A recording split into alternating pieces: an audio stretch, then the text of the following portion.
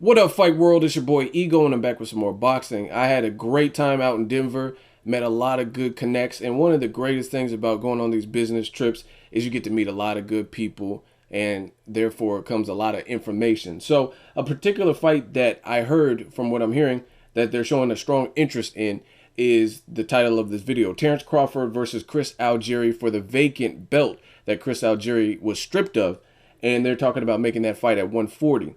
Now, quick disclaimer, this is not official. This is just more or less hearsay. It's just from what I'm hearing from some good sources, it's a fight that they really have on the table, and they're really considering trying to get this done. And I want to talk about that in this particular video. So just so you know, in case, it's boxing, man, anything can happen. It's not official. No one signed on the dotted line, etc. So I don't want y'all motherfuckers coming at me, getting mad, going Joe Pesci on me, like, Ego, you motherfucker, you. You know what I'm saying? Mad if the fight doesn't happen. So I know off the bat, some people are going to be mad. They would rather see more explosive fight. Terence Crawford versus Ruslan Provodnikov, a guy that can crack, or like a Lucas MATTHYSSE, or even MATTHYSSE versus Provodnikov for the vacant belt. So I hear it. Those are all probably more action-packed fights. This is more of a chess match. However, I think this particular match is a realistic match. And what I mean by that is both fighters have had a pretty tough schedule in their last couple of fights. So to me, it seems fair, if you will. I don't believe in, you look at guys like Mike Alvarado, Austin Trout. They took on tough schedules probably too quick, too soon. And as a result, their careers are on the downside, if you will. I'm not trying to make fun of anybody. I'm just being real. You have to put it in perspective. Like I always say, Mike Alvarado a couple years ago was undefeated with wins over Bradis Prescott, Mauricio Herrera, etc. And he lost to Brandon Rios, first loss. Then he lost to Ruslan. And he just now recently lost to Rios again. And you know what I'm saying? He lost to Marquez. People look at that and they're like, oh, damn, he needs to retire. He's shot. He's done. No legs. And that's how it is in boxing. Same with Austin Trout. He was undefeated, beat Miguel Cotto, and then ever since he lost to Canelo, he lost to Trout. He lost, and he's been knocked down and stuff in other fights, things like that. A reasonable schedule. You know what I'm saying? Terence Crawford, he went over to Scotland. Tell him that Scotland is free. Sorry, Braveheart's my movie. And he stripped Ricky Burns of his title in convincing fashion, something that Ray Beltrán should have done, but they robbed him, scored it a draw, even though he broke Burns' jaw, knocked him down or whatever, and clearly won that fight. He didn't get the nod, but Terence Crawford did. Then he brought it back to his hometown, Omaha, Nebraska. Shout out to Omaha. I was able to go to one of those fights. I didn't get to go to the Gamboa fight, but that was a spectacular fight of the year of 2014, in my opinion. And he struggled in the first 5-6 rounds. He struggled against the small but powerful Gamboa, who's athletic, has speed, was undefeated. He's a former Olympian, gold medalist. He's Cuban, but he has more of an offense than some of the other Cuban fighters. And it was a good fight. Terence Crawford, he had success when he switched to southpaw, and then the rest is history. Knocked down Gamboa a gang of times and won that fight via stoppage. So that was another difficult fight. Even Ray Beltrán. Some people look at Ray Beltrán. If you go to BoxRec and just look at his record, then you might not be that impressed. But Ray Beltrán is a quality dude. He's a veteran, student of the game. Anybody who's a sparring partner of Manny Pacquiao, that's experience. You know what I mean? That's good work right there. And that's because Manny Pacquiao is a hell of a fighter. So Ray Beltrán, to me, is a fighter who's always been better than his record. Like I said earlier in this video, I thought he lost to Ricky Burns. He fought Sharif Bogaray. I thought he beat Bogaray. It was a good competitive fight, back and forth action. I thought he won that fight. That's just my opinion. So if you just look at Ray Beltrán's record, it doesn't do it justice. You know what I'm saying? And there's a lot of fighters like that. So for Terence Crawford to defend against that, that was 3 solid fights in 1 year. So for him to take on a lighter puncher in a more of a chess match, it's good. You know what I mean? It's good to test his ability. Chris Algieri has like a height and length advantage over most people at 140. And it'll be more of a chess match than that. And I think it's fair after having such a tough schedule. And I think it's good experience. If you fight only one style, like brawlers or power punchers, then, you know what I mean, that's going to limit you. I think you have to show versatility, show you can beat a thinker, show you can beat a brawler, a guy with power, a guy who's a speedster. You know what I'm saying? You have to show those different dynamics, in my opinion, to be considered elite. Like I've seen guys like Julio Cesar Chavez Sr., for example.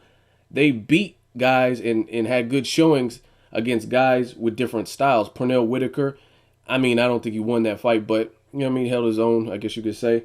And that was a defensive fighter. He's beat guys that had the Mildred Taylor speed, stuff like that. You know what I'm saying? So I just have to see a variety of different styles against a fighter for me to label them elite. So Chris Algieri, it's a different style for Terence Crawford. I think his last two fighters are more or less athletic or punchers, Beltrán and Gamboa. So it's a solid fight, not as quote unquote on paper action packed. Chris Algieri, same thing. He fought Ruslan Provodnikov, fight of his life. He fought it with one eye for the most of the fight, and then he went on to fight arguably the number 2 pound for pound guy, a hell of a fighter in Manny Pacquiao. Now he came up very short in my opinion, but he still fought out of his comfort zone, went over to Macau, China, and he got worked, but he at least tried, I guess you could say, and that's a tough fight. So, and I don't think he should have been stripped of his title. You got other guys like Floyd Mayweather, for example, who fought Miguel Cotto, got the title at 54, and he's been holding on to it. And he ain't really fighting at 154. So he's kind of holding the title hostage. And now some would argue that, oh, but Floyd fought Marcos Maidana and his title was on the line. That's true, but at the same time, Marcos Maidana is not a 54 pounder. He doesn't fight at 154. So that's really a bullshit title defense because Marcos Maidana has never fought at 154. And it's not just Mayweather. There's other guys who, Mayweather's powerful, you know what I'm saying? And some of the guys who are popular or powerful, they get kind of special treatment. Chris Algieri had his title, again, I don't know, 6 to 8 months, and then by fighting Pacquiao, he lost it. So it's a good chance for him to get his title back. I don't think he should have been stripped of it to begin with. And then Terence Crawford and Chris Algieri alike, they both had a tough schedule. They both fought punchers, and then Chris Algieri fought Pacquiao, who's elite, speed, power, footwork, crowd advantage, stuff like that. So it'll be a good chess match. Not saying this is obviously I want to see the Terence Crawford and Ruslan Provodnikov, but again, like I said at the beginning of this video, I think this is a realistic fight for their each fighter. And you got to keep in mind, this is his first fight, Crawford's first fight. He fought 3 times last year, which a lot of people who are champions aren't doing.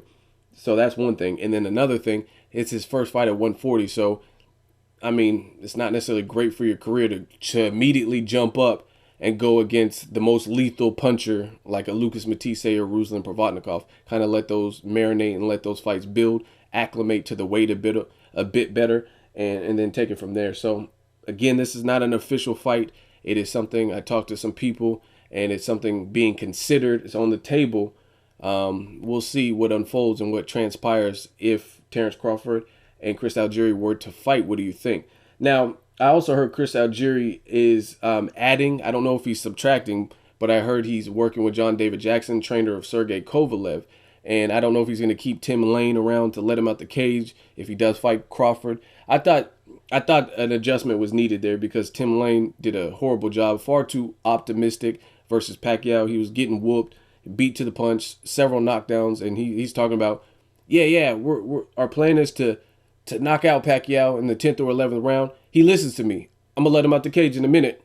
And then Pacquiao clocked him, and then you didn't let him out of shit. You let him up off the canvas, you know what I'm saying? I just thought I always think you got to be real with your fighters. I'm not saying I don't respect him. I don't know Tim Lane, but I don't respect when trainers or corners give it to their fighters in a false fashion. You know what I mean? Be real. Say, you need a knockout to win, or you better put the pedal to the metal.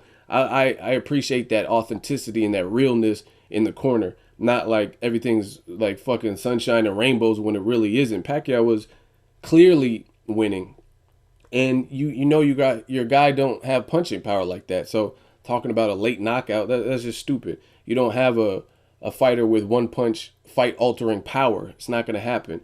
Anyway, let me know what you guys think if this fight is made. Terence Crawford versus Chris Algieri. You love it or you hate it? Drop me a comment. Let me know what you guys think. Make sure you like my video as always. Hate, comment, and subscribe. Till next video is Ego signing off.